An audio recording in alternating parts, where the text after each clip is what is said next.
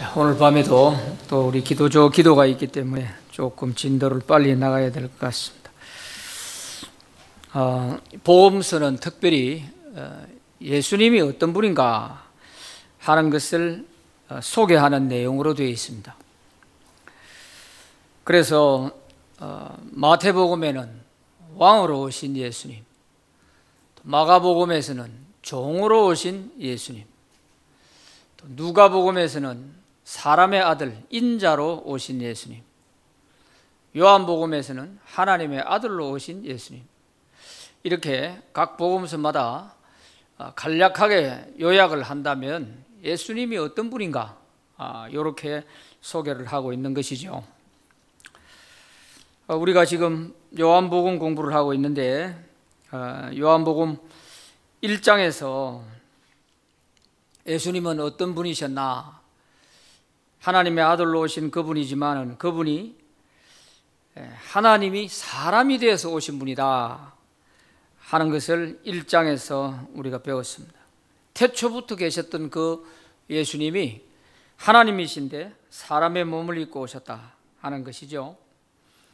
또 세례 요한의 증언을 통해서 예수님은 세상 죄를 지고 가는 하나님의 어린 양으로 오신 예수님이다 하는 것을 보았고, 또 나다나엘을 통해서 예수님은 하나님의 아들이요 이스라엘의 임금으로 오신 예수님이다 하는 것을 보았습니다. 그리고 2장에 와가지고 가나 혼인잔치에서 물로 포도주를 만드시면서 표적을 통해서 예수님은 하나님이시다 하는 하나님의 신성, 예수님의 그 신성에 대해서 증명해 주신 것이 가나 물로서 포도주를 만든 사건이죠. 그런가 하면 성전 청결을 지난 시간에 우리가 보았습니다. 이 성전 청결을 통해서는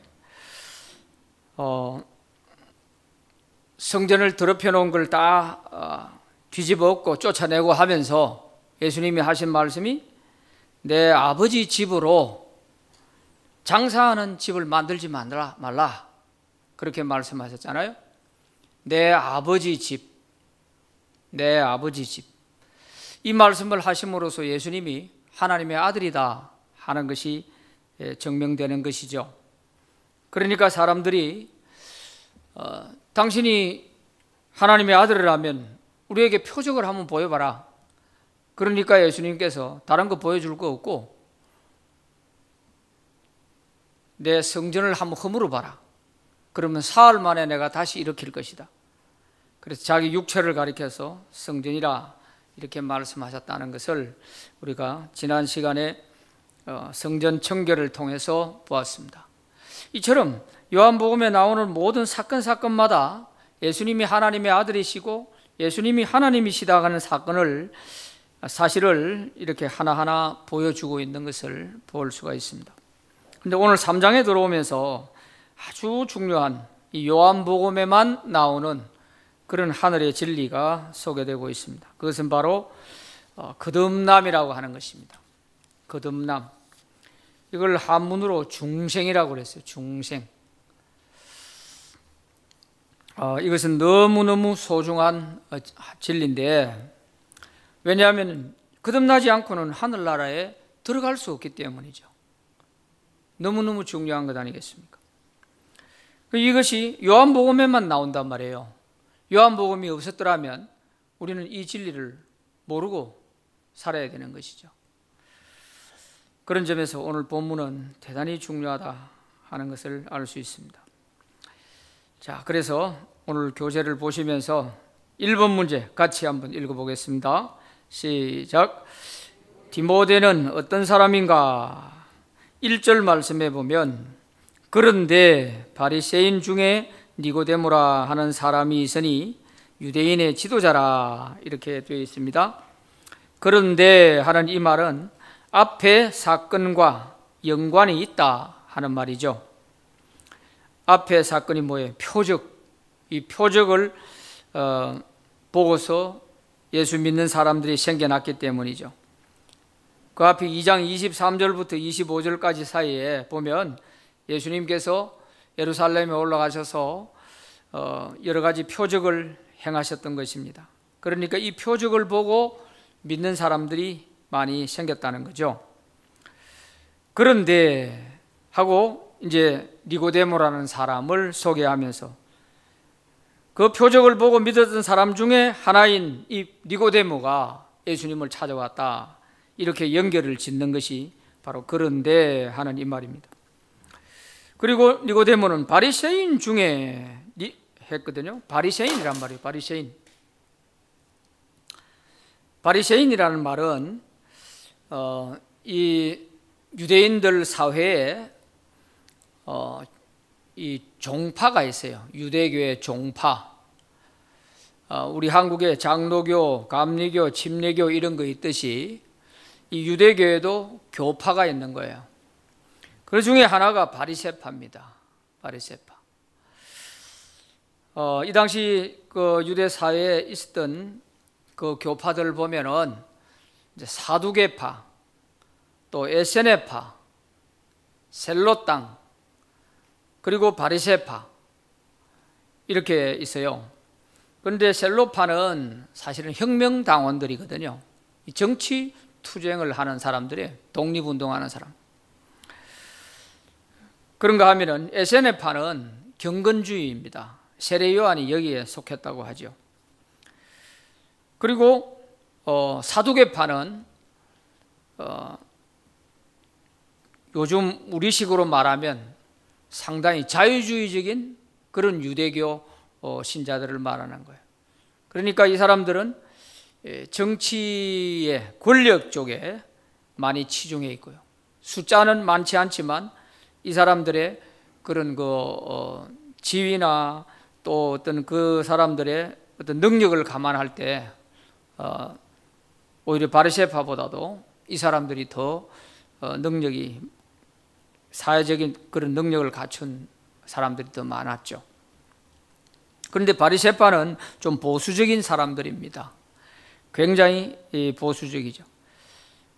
그래서 이 사람들이 본래는 나쁜 사람들이 아니고 유대교가 타락해 갈 때 이래서 안 되겠다 하고 자기들은 따로 우리가 신앙을 지키기 위해서는 우리가 저 사람들하고 좀 같이 해서는 안 되겠다.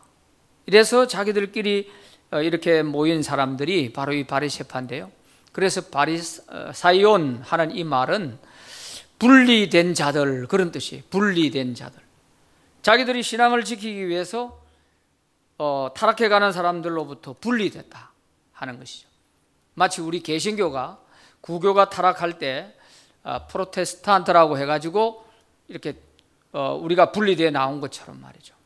바로 그런 사람들이 바리새인들인데, 특히 시작은 좋았는데 이 사람들이 너무 율법주의적으로 치우치다 보니까 예수님의 아주 책망의 대상이 되어버렸었죠. 자, 이 유대인인데 바리새인인데 바리새인 중에서 지도자예요. 지도자. 유대 지도자라 그랬어요. 지도자. 여기에 지도자라 하는 말은 사내들인 공회원이라는 뜻이에요. 관원. 옛날 성경에는 관원이라 되어 있었는데 이것은 사내들인 공회, 입법, 사법, 행정을 다 쥐고 있는 막강한 유대 최고의 권력기관인 이 사내들인 공회원 중에 한 사람이었다 하는 것입니다. 그리고 이 사람은 부자지요. 그리고 또 예수님도 이 니고데모를 보고 이스라엘의 선생이라고까지 하는 걸 보면 아주 박식한 그런 사람이었다는 것을 알 수가 있어요. 오늘 본문에 보면은 이 니고데모가 예수를 확실히 믿었는지 안 믿었는지 뭐 결론이 없어요. 와가지고 예수님하고 몇 마디 대화하고 그냥 끝나버렸는데, 그래서 요한복음 7장 50절 51절에 보면은 예수님을 믿었구나 하는 것을 짐작할 수가 있어요. 그 중 한 사람, 곧 전에 예수께 왔던 니고데모가 그들에게 말하되 우리 율법은 사람의 말을 듣고 그 행한 것을 알기 전에 심판하느냐, 이런 말을 했어요. 공회에서 예수님을 불러놓고 재판을 하려고 하는데 한번 본인을 불러다가 정인신문도 한번 해보지도 않고 그냥 정죄를 하려고 하니까 의의가 없어서 이 니고데모가 이런 말을 한 거죠. 어떻게 보면 예수님을 변호한 것이 되는 거죠. 이걸 보면 어느 정도 예수님으로부터 영향을 받고 좀 믿음을 가졌구나 하는 걸 알 수가 있고, 그 다음에 예수님 돌아가셨을 때 장사를 치를 때 그때 모략과 침향 섞은 이런 향유를 100리터나 가져왔어요. 약 32kg가 넘는 그런 향유를 가져와 가지고 예수님 몸에 발라드리고 이렇게 한 걸 보면 니고데모가 예수를 믿기는 믿었겠다, 이렇게 우리가 추정을 할 수가 있는 것입니다. 그런데 이 니고데모에 대해서 좀 연구를 한 이 학자 리차드 보쿰이라고 하는 이 학자가 연구해 놓은 걸 보면 니고데모는 구려온 가문의 사람이다, 이렇게 했어요. 벤구리온, 벤이란 말은 아들이라는 뜻이거든요. 그래서 구려온의 아들, 이런 뜻입니다. 그래서 구려온 가문에 속한 사람이다 하는데, 이 구려온 가문이 어떤 가문이냐 하면 유대 나라의 왕가입니다. 왕가. 하스몬 왕가라고, 이 왕가의 집안이라는 뜻이에요.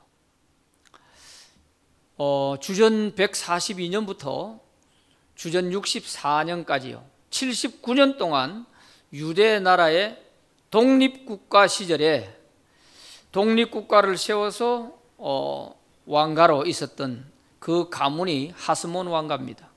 그러니까 유대인들에게 있어서는 굉장히 영웅시되는 그런 집안이에요. 늘 식민지 하에서 이렇게 주권을 잃고 있던 그런 것에서 투쟁을 해가지고 독립국가를 세운 거예요. 마카비 전투에서 승리를 해가지고, 그래서 79년 동안 독립국가를 유지할 수 있었던 거예요. 이렇게 하다가 이제 로마에 이제 나라를 뺏기면서 그때부터 시작해서 약 2011년 동안 나라 없는 백성이 되어버리죠. 그러니까 유대인들로 하여금 이 왕가 집안이고 박식한 사람이고 뭐 최고의 권력기관 사내들인 공회원이고 이러니까 뭐 대단한 사람이잖아요. 그리고 유대인의 지도자라 되어 있지만 사실은 어떻게 보면 이 바리새파의 대표자고 유대인의 대표자라 할 수 있는 사람, 이런 사람이 예수님을 찾아온 것입니다. 자, 2번 문제 읽어봅니다. 시작. 니고데모는 예수께서 하나님으로부터 오신 선생인 줄 어떻게 알았는가? 2절 말씀에 보면 그가 밤에 예수께 와서 이르되 랍비여, 우리가 당신은 하나님께로부터 오신 선생인 줄 아나이다. 하나님이 함께 하시지 아니하시면 당신이 행하시는 이 표적을 아무도 할 수 없음이니이다. 이걸 보면 니고데모가 예수님을 찾아오게 된 계기가 예루살렘에 계실 때 예수님이 표적을 행하시는 걸 보고서 믿게 된 사람이라는 것이죠. 그래서 2장 23절에 보면은 표적을 보고 그의 이름을 믿었으나 예수는 그의 몸을 그들에게 의탁하지 아니하셨으니 이는 친히 모든 사람을 아시며 그랬어요. 이 표적을 보고 믿었던 사람 중에 하나였어요. 그런데 예수님은 24절에 거기 보면 자기 몸을 그들에게 의탁하지 아니했다 그랬지 않습니까? 여기서 의탁하지 아니했다 하는 말은 그 사람들의 믿음을 전적으로 신뢰하지 않았다, 그런 뜻입니다. 자기들은 믿기는 믿는다고 하지만 예수님이 보실 때는 그 사람들의 믿음이 온전한 믿음이 아니라고 본 것이죠. 그러니까 의탁하지 아니했다. 의탁하지 아니했다 이 말은 단어가 믿지 않았다, 그런 뜻입니다. 왜? 표적을 보고 믿는 것이 그게 온전한 믿음이 안 됐기 때문이죠. 왜냐하면 그 사람들의 모든 생각과 그 마음을 다 아셨다 했잖아요. 친히 모든 사람을 아시며 그랬고 25절에도 보면 친히 사람 속에 있는 것을 다 아셨다 그랬어요. 그러니까 이들의 믿음을 표적을 보고 오기는 왔지만 이 사람들의 믿음이 온전한 믿음이 아니라는 것을 예수님은 알고 계시는 거죠. 그리고 그 중에 이제 이 니고데모가 예수님을 찾아온 것 아니겠습니까? 그러니까 니고데모가 예수님께서 하나님으로부터 오신 선생이다, 또 하나님이 함께 하지 아니하시고는 당신이 행하는 이 표적은 아무도 할 수가 없는 표적이다. 어찌 보면 예수님을 많이 긍정하는 것 같지만 이 사실을 니고데모가 믿고서 정말 예수님이 하나님의 아들이시구나, 예수님이 정말 하나님이시구나, 이것을 믿고 온 것이 아니고 이렇게 말은 해놓고 이게 과연 맞다면은 정말 예수님이 그리스도가 맞는 것이고 이게 아니라면은 그리스도가 아니단 말이에요. 그러니까 자기가 표적을 보고 긴가민가한 거죠.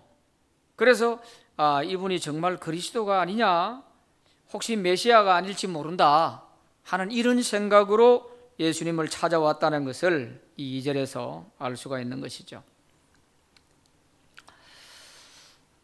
그래서 여기서 표적을 보고 믿는, 이 보고 믿는 이것이 예수님이 보실 때에는 온전한 믿음으로 보지 않는다 하는 이것을 우리가 좀 유심히 봐야 될 부분이에요. 그래서 2장 24절에 그들을 예수님의 몸을 그들에게 의탁하지 않았다, 그들의 믿음을 온전한 믿음으로 보지 않았다 하는 이것을 우리가 좀 잘 눈여겨보아 두셔야 됩니다. 도마도 요한복음 20장 이제 29절에 가면은 나는 손으로 만져보고 상처에 손 넣어보고 확인해 보기 전에는 나는 안 믿겠다 그랬잖아요.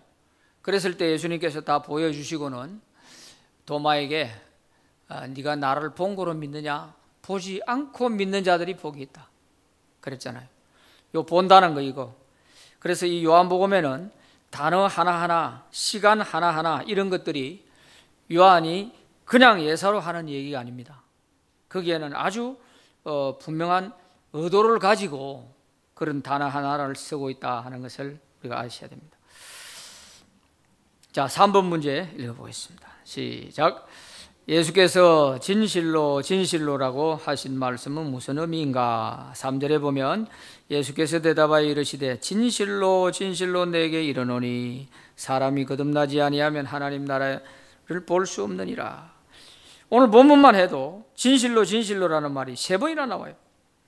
진실로 진실로 3절에 나오죠, 5절에 나오죠, 11절에 가서 나오죠. 진실로 진실로라는 말. 이렇게 2번을 연달아서 이렇게 말씀하신 것은 요한복음에 밖에 없어요.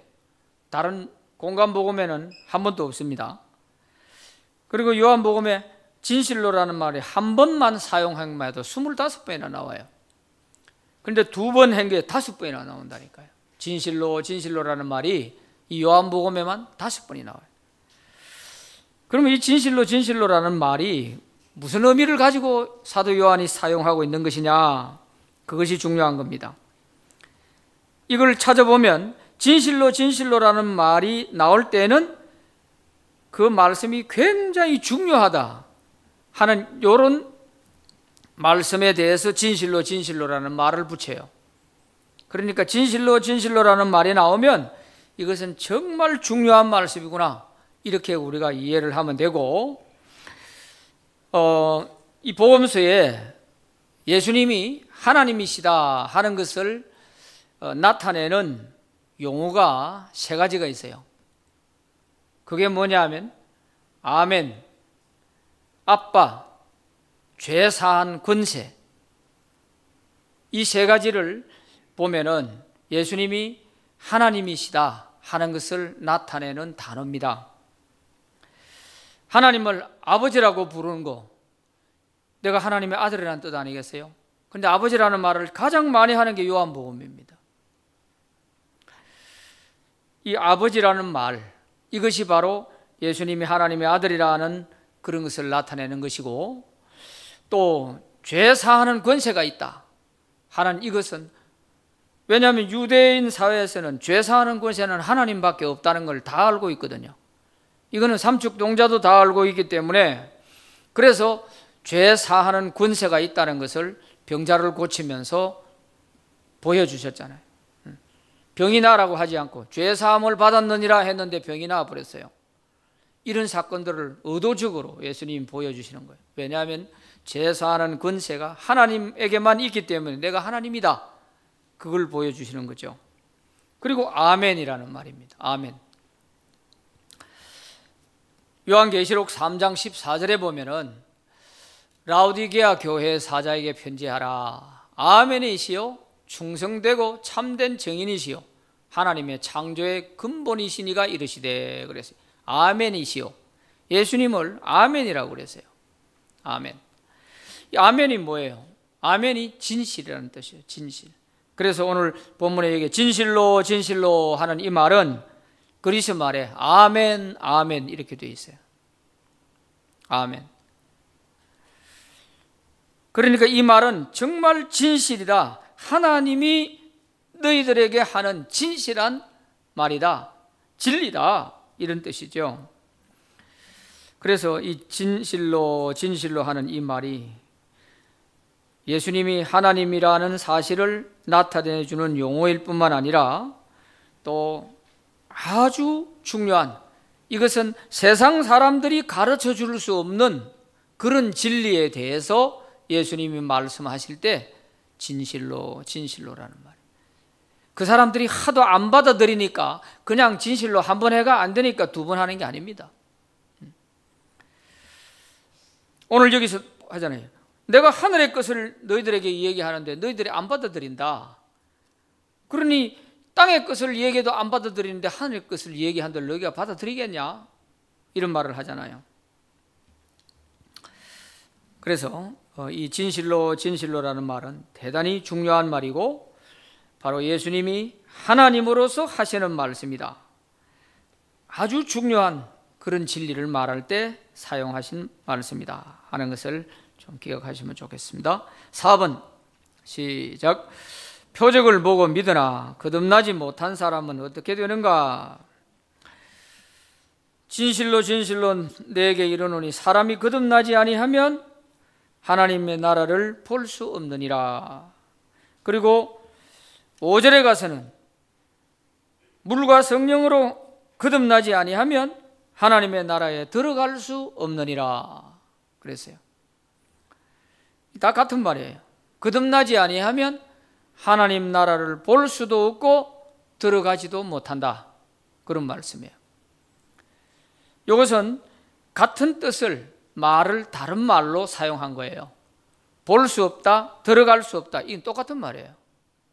똑같은 말을 반복하지 않고 유대인들의 문화 기법에는 항상 다른 단어를 사용해서 반복, 강조를 하는 거예요. 자, 그래서 여기에 보면 표적을 보고 믿으나 그랬어요. 니고데모는 위에 2장 23절에서 표적을 보고 믿었던 사람 중에 하나라고 했잖아요. 그러니까 표적을 보고 믿기는 믿는다고 하지만 예수님은 그 믿음을 옳은 믿음으로 여기지 않으셨고, 그래서 바로 네가 거듭나라, 거듭나지 아니하면 하나님 나라에 들어가지 못한다, 이렇게 말씀하신 거예요. 잘 문맥을 읽어보시면 2절에서 3절로 넘어가는데 이어지질 않습니다. 위에서 이 니고데모가 예수님을 한창 이렇게 높였잖아요. 랍비요, 당신은 하나님께로부터 오신 선생입니다. 또 당신이 행하는 표적은 하나님이 함께하지 않고는 아무도 행할 수 없는 표적입니다 하면서 예수님을 한창 이렇게 높여줬잖아요. 그러면 예수님께서 거기에 대한 화답을 해야 되잖아요. 그런데 바로 대놓고 진실로 진실로 너에게 말한다, 사람이 거듭나지 않으면 하나님 나라 볼 수 없다 하면서 바로 이런 얘기를 하는 걸 보면 이게 연결이 안 되는 것 같잖아요. 왜 그러냐? 이 배경을 모르면 그렇게 되는 거예요. 이 동문서답을 하는 것 같은 거죠. 이 정도 일하면 예수님이 우리가 정상적이라면은 아이고 지체 높으신 이런 사람이 나를 찾아왔습니까 하면서 좀 이렇게 맞아줄 만한데 그런 것 전혀 없이 바로 대놓고 그렇게 하잖아요. 그것은 표적을 보고 믿는다고 생각하면서 나를 찾아왔지만 당신들이 믿는 것은 믿는 게 아니야. 그러니까 거듭나야 돼 하고 바로 그냥 본론을 얘기를 하는 거예요. 당신이 뭐 지식이 많고 박식해서 뭐 아는 게 많다고 그것 가지고 하나님 나라에 들어갈 줄 아냐? 거듭나지 않으면 안 돼. 그 말을 바로 하는 거죠. 그래서 여기 거듭난다 하는 이 말, 거듭난다는 말, 이 말은요 켄네데 아노덴이라고 하는 이런 단어로 되어 있습니다. 거듭이라는 단어는 아노덴이라는 단어를 쓰고 난다 하는 말을 켄네데라고 이렇게 쓰는 겁니다. 이 아노덴이라는 말은 뭘 의미하느냐 하면은 위로부터 그런 뜻이에요. 위로부터. 거듭나는 것이 그냥 내가 뭐 좀 수련하고 좀 마음 고쳐먹고 이래가지고 새롭게 되는 게 아니고 위로부터 하나님으로부터 새롭게 태어나야 된다. 그런 것입니다. 그게 바로 거듭남이라는 뜻이에요. 그런데 이 니고데모는 거듭나지 못하니까 전혀 이 말을 이해를 못하는 거예요. 그러니까 뭐라고 그럽니까? 사람이 늙으면 어떻게 어머니 뱃속에 다시 들어갑니까? 이런 말을 하고 있는 거예요. 답답하죠? 그래서 위로부터 하나님으로부터 영이 다시 거듭나야 하나님 나라에 들어갈 수 있다 하는 것입니다. 이 거듭나지 않으면은 진짜 아무리 예수님 말씀을 들어도 알 수가 없어요. 앞에 우리 2장에서 물로서 포도주 만든 사건을 볼 때 연회장이 마지막에 갖다 주는 포도주를 먹어보고 도대체 이게 어디서 나왔냐 하면서 포도주를 맛보고도 어디서 났는지 알지 못하대 그랬어요. 보고도 알지 못하는 거예요. 이게 거듭나지 못한 사람의 모습이에요. 예수님이 행하는 표적을 봤어요. 표적을 보고도 이런 표적이 어디서 나오는지 이걸 모르는 거예요. 그러니까 니고데모가 긴가민가 정말 이것이 하나님이 행하신 하나님이라면은 저분이 메시아인데 이럴 것이고 그렇지 않다면 도대체 이런 표적이 어떻게 이루어졌을까? 표적을 보고서도 이게 어디서 나오는지 모르는 거예요. 그러니까 예수님을 찾아온 거예요. 물로 된 포도주를 맛보고도 이게 어디서 나온지 모르는 연회장처럼 말이죠. 거듭나지 못한 사람은 이런 거예요. 그래서 우리가 하나님 말씀을 아무리 외쳐도 거듭나지 못한 사람이 하나님 말씀을 들을 때는 그게 이해가 안 갑니다. 이해가 되질 않아요. 가급적이면 좀 이해를 할 수 있도록 설명을 하려고 하지만 영적인 이런 것이 어떻게 이해를 시켜가지고 그게 믿어지겠어요? 이해를 가지고는 한계가 있어 안 되는 거예요. 근본적으로는 하나님께서 거듭나게 하셔서 귀를 열어줘야 되고 마음을 열어줘야 되는 거예요. 인간의 한계가 여기까지예요. 자, 그게 뒤에 좀 더 자세히 나옵니다. 자, 5번 한번 보겠습니다. 5번 시작.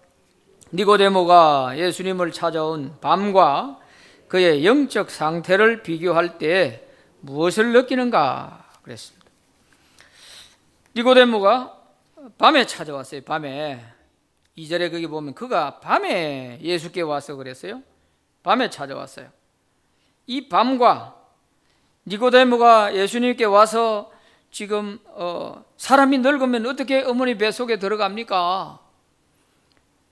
물과 성령으로 거듭나야 된다. 육으로 난 것은 육이고 영으로 난 것은 영이다. 이렇게 예수님이 쭉 말씀을 하셨음에도 불구하고 어찌 그런 일이 있을 수가 있습니까? 하면서 9절에 보면은 니고데모가 대답하여 이르되 어찌 그러한 일이 있을 수 있습니까? 하면서 도무지 이해가 안 되는 거죠.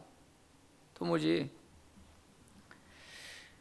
그러니까 이 니고데모가 밤에 찾아왔다는 이 밤, 그리고 니고데모의 그 영적 상태, 이것을 지금 대비시켜 놓은 거예요. 대비시켜.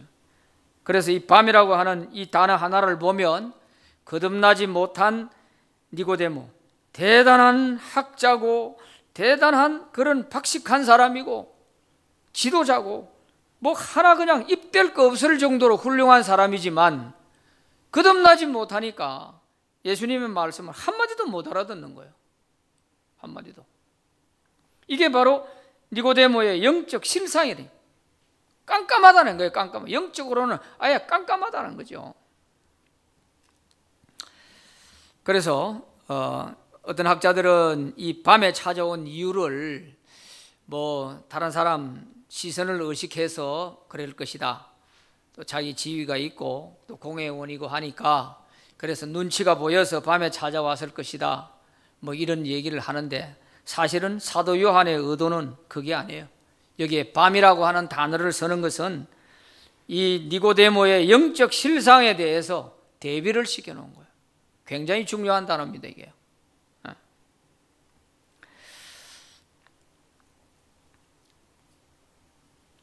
이스라엘의 선생이라 할지라도 뭐 어쩔 수가 없는 거예요.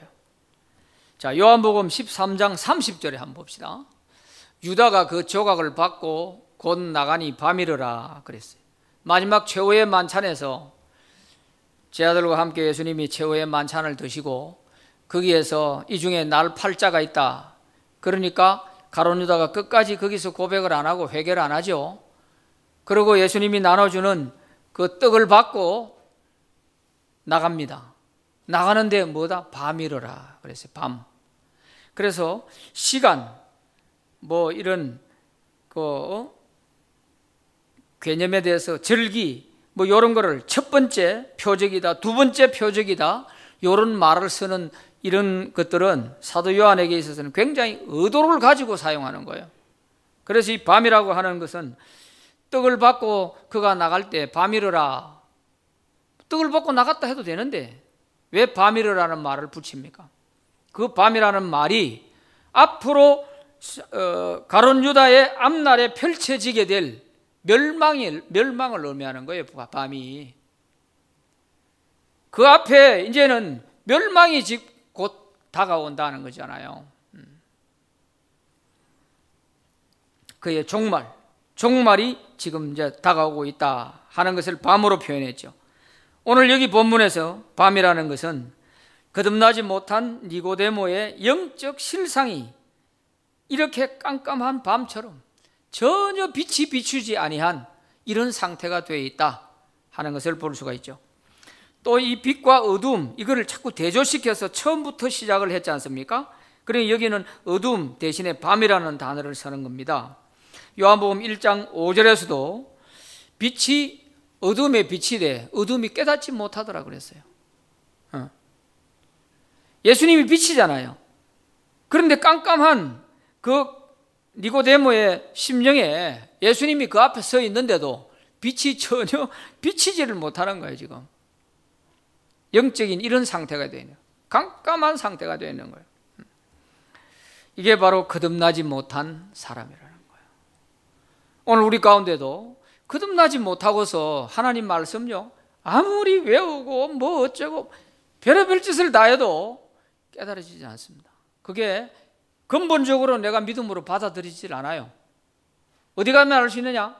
천국과 지옥에 대해서. 지금 죽어도 천국 갈 수 있겠습니까? 정말 천국과 지옥이 있다는 게 믿어집니까? 거기 가서는 확답을 못해요. 거듭난 사람만이 할 수 있어요. 저는 지금 죽어도 여한이 없어요. 지금 죽어도 나는 하늘나라 갈 수 있어요. 이게 거듭난 사람이에요. 이걸 뭘로 설명할 것입니까? 오기를 가지고 뭐 큰 소리 친다고 그게 되는 겁니까? 안 되는 거고요. 그래서 거듭남이 얼마나 중요한지 오늘 이 말씀이 요한복음이 없었더라면 우리는 이거 모르는 거예요. 모르고 믿어야 되는 거예요. 거듭나야만이 우리가 천국에 들어갈 수 있다는 거죠. 오늘 세상적으로도 정말 박식하고 대단한 그런 실력을 가진 사람도 영적인 얘기에 대해서는 깜깜한 거예요. 전혀 말 한마디가 통하지 않는, 무슨 그런 일이 있어요 하면서 아주 빈정대고 비웃어버립니다. 니고데모와 똑같은 거예요. 그래도 이런 사람에게 이런 말을 해줄 수 있다는 것이 예수님밖에 없지 뭐. 누가 감히 니고데모 같은 사람 앞에 가가지고 당신 그래가는 천국 못 가요, 이 소리 누가 하겠어요? 예수님만이 할 수 있는 거 아니에요.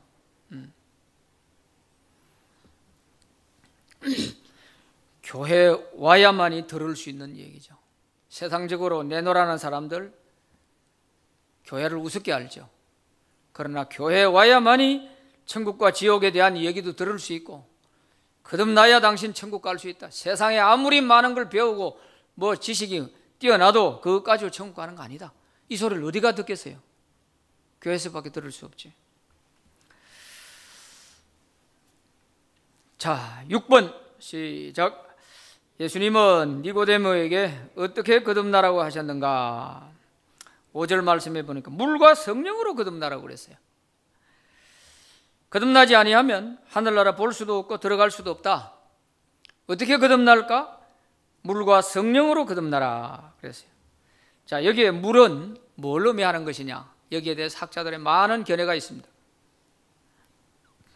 그런데 물을 칼빈은 성령이라고 했고, 물을 대부분의 학자들은 세례라고 이렇게 해석을 하기도 합니다. 세례. 그러나 알고 보면 같은 것이 뜻입니다. 세례는 예수 믿고 거듭난 사람에게 의식을 통해서 이렇게 표시하는 거죠. 그게 바로 세례죠, 세례. 이미 거듭난 사람, 죄 씻음 받은 사람의 표시로 세례식을 하는 거예요. 세례식을. 그러니까 거듭남의 하나의 외적인 의식이요 표시라고 할 수 있는 게 세례거든요. 그런 반면에 이 칼빈이 성령이라고 말을 하는 것은 왜 성령이라고 하는 것이냐 하면은, 성령으로 이렇게 두 분을 쓰는 것은 문맥상 맞지 않잖아요. 그러니까 같은 단어를 쓰지 않고 이거를 이미 거듭난 것을 포함한 외적인 표현인 세례, 그것을 의도하기 위해서 물이라는 표현을 했다, 이렇게 보는 것이 칼빈의 견해입니다. 그걸 한번 어디서 찾아볼 수 있느냐? 에스겔서 36장 25절, 26절, 27절까지 한번 봅시다. 같이 읽어봅니다. 시작. 맑은 물을 너희에게 뿌려서 너희로 정결하게 하되, 곧 너희 모든 더러운 것에서와 모든 우상 숭배에서 너희를 정결하게 할 것이며, 또 새 영을 너희 속에 두고 새 마음을 너희에게 주되, 너희 육신에서 굳은 마음을 제거하고 부드러운 마음을 줄 것이며, 또 내 영을 너희 속에 두어 너희로 내 율례를 행하게 하리니 너희가 내 규례를 지켜 행할지라. 아멘. 이 말씀은 여러분 집에 가서 곰곰이 다시 한번 읽어보시고 묵상을 좀 해보세요. 제가 간단히 설명만 하겠습니다. 시간이 없어서요. 여기 보면 맑은 물을 뿌려서 너희 모든 죄를 깨끗하게 다 씻겠다 하는 말이 25절에 나옵니다. 물을 뿌려서 모든 죄를 씻겠다. 그리고 26절에 27절에 가서 새 영을, 27절에서는 내 영을 너희 속에 두고, 새 영, 내 영, 성령을 말합니다. 그러니까 맑은 물을 뿌려서 모든 죄를 씻겠다. 이 맑은 물이 곧 성령을 의미하는 것인데, 맑은 물과 성령이 같은 뜻인데 지금 따로 그렇게 해놓은 거예요. 그래서 여기에서 사용하는 물과 성령이라는 말도 바로 이것처럼 같은 의미인데 이것을 단어를 다른 단어로 썼다, 이렇게 보는 것이죠. 그러니까 세례로 봐도 무구방한 게, 세례를 통해서 성령의 역사를 통해 다 죄를 씻어내고 그 다음에 성령으로 변화시켜 나가는, 인격을 변화시켜 나가고 변화시켜 나가는 이런 역사, 이게 바로 물과 성령으로 거듭난다 하는 거죠. 그래서 에스겔서 거기에도 처음에는 회개, 맑은 물을 뿌려서 죄를 씻어주는 회개가 있고, 그 다음에 새 영을 부어주고, 그 다음에 내 영을 너희 속에 두고 하나님 말씀을 지킬 수 있도록, 율례를 지킬 수 있도록 해나간다는 거예요. 굳은 마음을 다 제거하고 부드러운 마음을 준다. 이거는 뭐예요? 인격적인 변화. 거듭나게 되면은, 성령으로 거듭나게 되면은 이런 인격적인 변화가 온다는 거예요. 죄를 다 씻고 회개하고 거듭나게 되면은 이런 변화가 온다는 거예요. 하나님 말씀대로 도저히 살지 못하던 사람이 율례를 지켜 행하는 거예요. 하나님 말씀대로 사는 거예요. 이게 거듭난 사람이에요. 하나님 말씀대로 살면은 자꾸 손해보는 같은 생각이 많이 드는 사람은 아직까지 지금 온전히 거듭났나 한번 점검을 해 보셔야 될 것 같아요. 점검을. 자, 그 다음 7번 시작. 예수님은 성령으로 거듭난 사람을 어떤 비유로 설명하셨는가? 어떤 비유로 설명하셨어요? 8절에 보면 바람에다가 비유했습니다. 그죠? 바람이 임의로 불매 네가 그 소리는 들어도 어디서 와서 어디로 가는지 알지 못하느니 성령으로 난 사람도 다 그러하니라. 성령으로 거듭나는 이 과정을 바람에다가 비유를 했어요. 바람이 어디서 와서 어디로 가는지 모른다. 이것처럼 거듭나는 것도, 이것은 우리 인간이 볼 수 없고 인간이 설명하는 것이 불가능하다, 그런 뜻입니다. 하나님이 하시는 역사인데 이걸 인간이 설명할 길이 없어요. 설명할 길이 없어. 가나 혼인잔치에서 연회장이 물로 된 포도주 맛보고도 어디서 났는지 모르듯이 설명하기가 어려운 거예요. 그러니까 바람에다 비유를 했어요. 여기에서 바람이라고 되어 있는 이 단어가 푸뉴마로 되어 있습니다. 푸뉴마는 성령을 말하는 거예요. 성령을 말하는데 바람, 성령, 수없이 많이 이 푸뉴마라는 단어가 사용되고 있는데, 신약 성경에서 바람으로 사용된 것은 오늘 본문 여기하고 히브리서에 한 번 하고 딱 두 번밖에 없어요.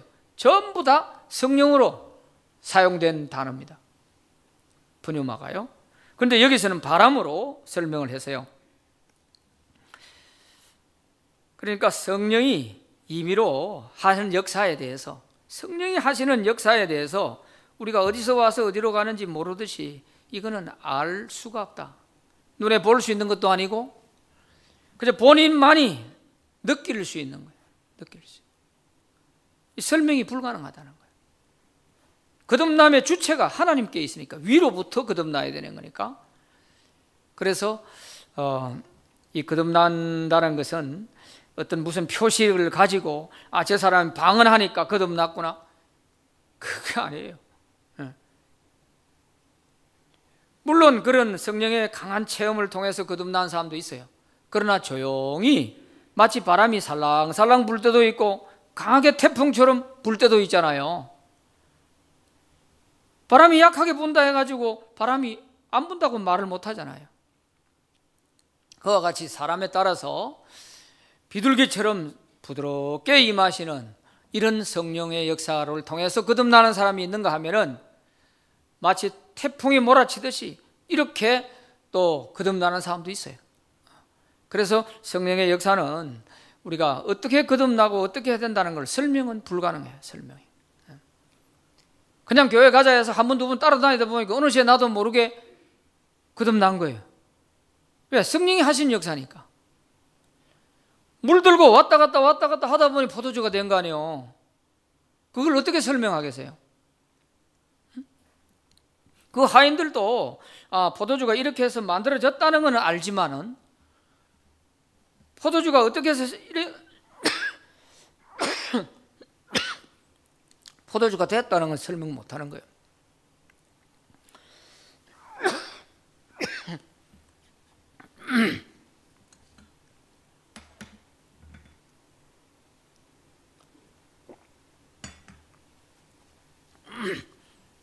바로 그런 의미다 하는 것을 이해하면 되겠습니다.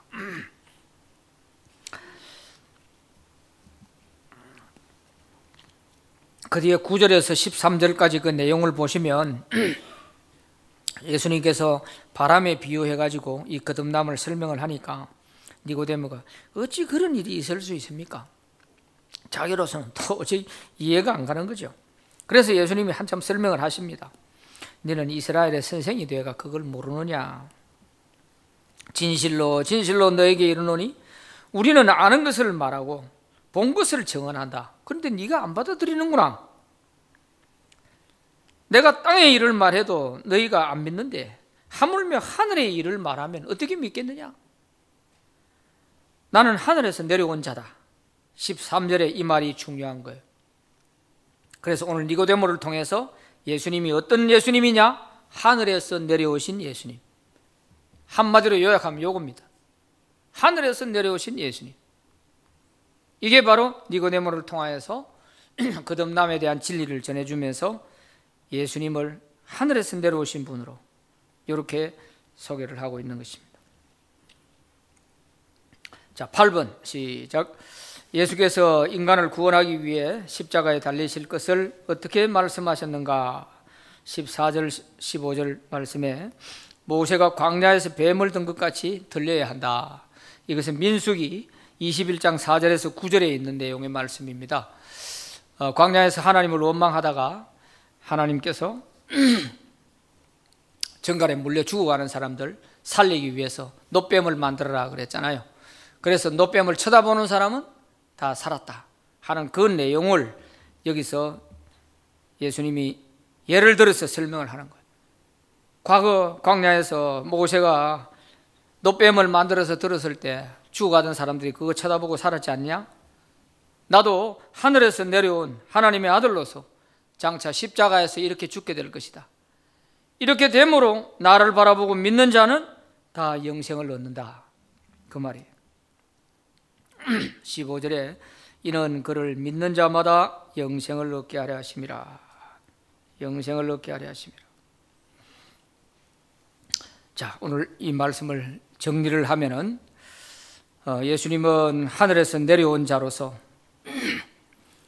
니고데모처럼 세상적으로 이렇게 뛰어난 사람도 결코 거듭나지 못하니까 이렇게 영적으로는 깜깜하게 되어 있다. 깜깜하게. 그래서 니고데모를 향해서 물과 성령으로 거듭나라 하는 이 말씀은 오늘 저와 여러분을 향해서 하시는 말씀인 겁니다. 한번 진지하게 우리 자신들을 잘 생각해 보시고 항상 이 거듭남에 대한 말만 나오면은 긴가민가 헷갈리고 갈등이 생기고 그렇다면은 이거 어떻게 하든지 하늘나라 가기 전까지 결판을 내세요. 주님과 기도하면서 결판을 내시고 그렇게 가야 되지 않겠어요? 늘 긴가민가 하고 있다가 어떻게 하시려고요?